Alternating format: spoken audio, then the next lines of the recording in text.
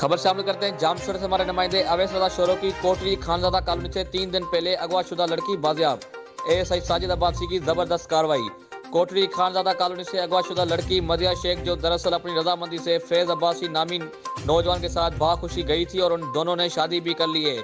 मदिया शेख की मीडिया से गुफ्तगू। मेरा नाम मदिया नूर है। मैं अपने रजामंदी से आई हूँ। हमने कोर्ट के हैदराबाद निकाह किया है।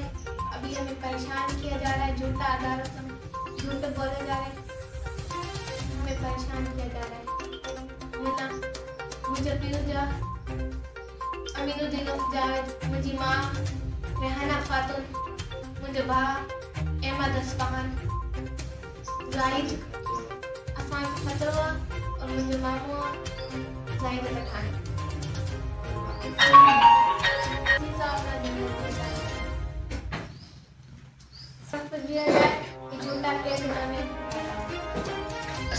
मुझे नालो फैज मोहम्मद कास्ट कुमारी अब्बासी वालिद साहब जो नालो हाजी इस्मतुल्लाह।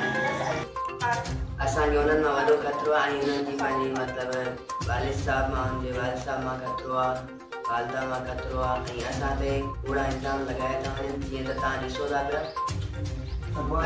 अगवा जा केस चवनि था पिया त छोकिरी खे अगवा कयो अथई, छोकिरी रज़ामंदी सां आई आहे ऐं असां ते कूड़ो इल्ज़ाम लॻायो थो वञे।